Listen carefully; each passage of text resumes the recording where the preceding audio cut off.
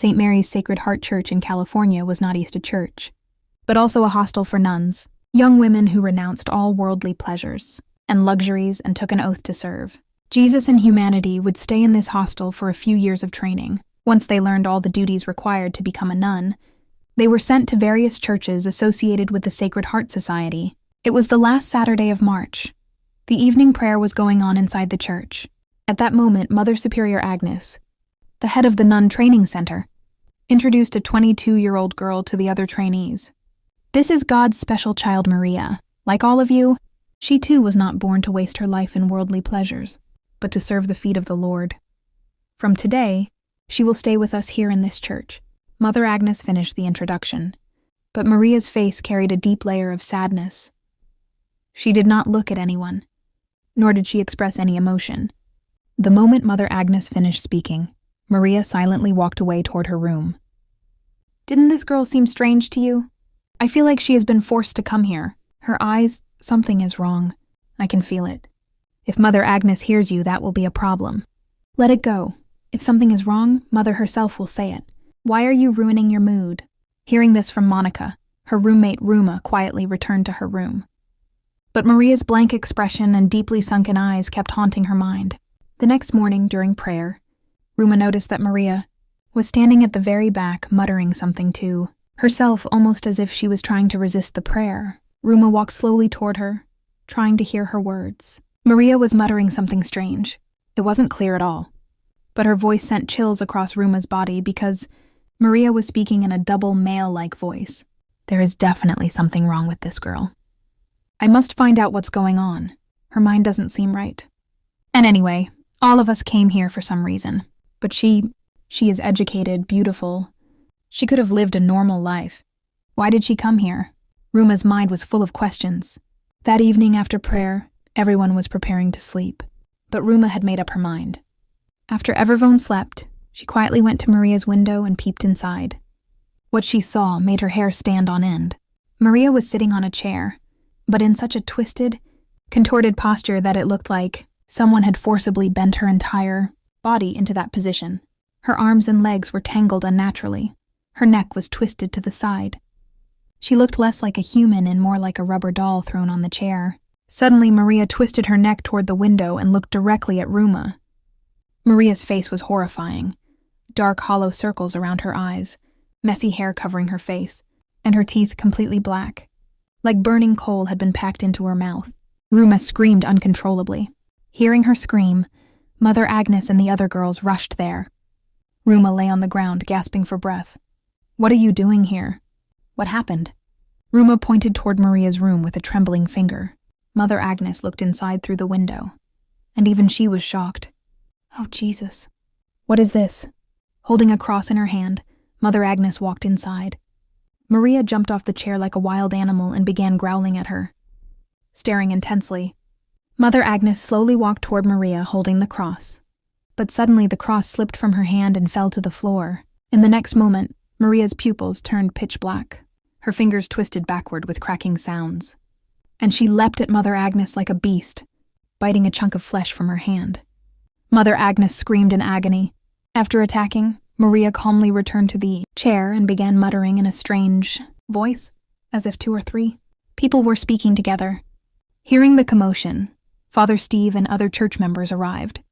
They pulled Mother Agnes outside and quickly locked Maria inside her room. Everyone was terrified. Father Steve realized this was not human. This was a demonic presence. He instructed the girls to stay away and began praying with the cross. The next morning, they gathered outside Maria's room for collective prayer. Father entered the room with holy water. As he approached, Maria shrank back in fear. The sound of prayer tormented her. She covered her ears, screaming. Suddenly, Maria fell to the floor with a loud cry.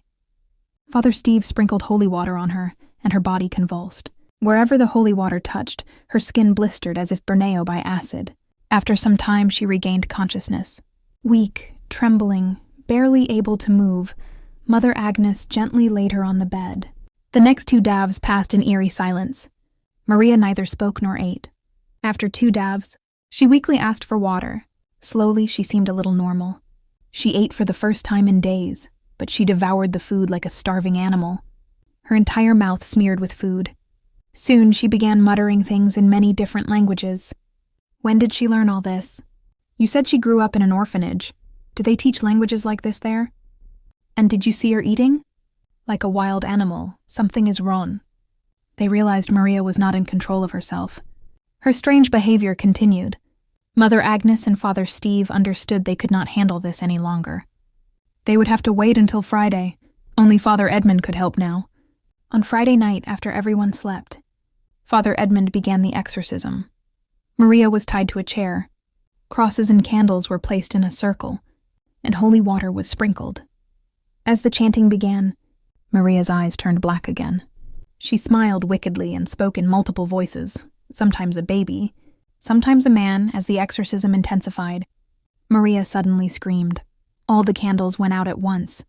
The floor between Maria and the cross began to crack open. Maria shrieked so loudly that no one could bear it. Her body stiffened violently, and at that very moment, Mother Agnes's eyes also turned black. Let me go. Let tell you everything. Everything began a year ago. Maria never wanted to become a nun. She wanted to get married and start a happy life. Every Sunday, she came to the city church to sing during prayer. Her beauty and cheerful nature attracted Father Neil, a young priest. He forgot his vow of celibacy and fell in love with her. They developed a relationship, one that could never be revealed. If their affair was discovered, the entire church's reputation would be ruined. Then one day, Maria told Neil she was 4 months pregnant. Neil panicked. He could not accept the child. Maria insisted she would give birth to the baby. Unable to convince her, Neil confessed everything to Mother Agnes, seeking help.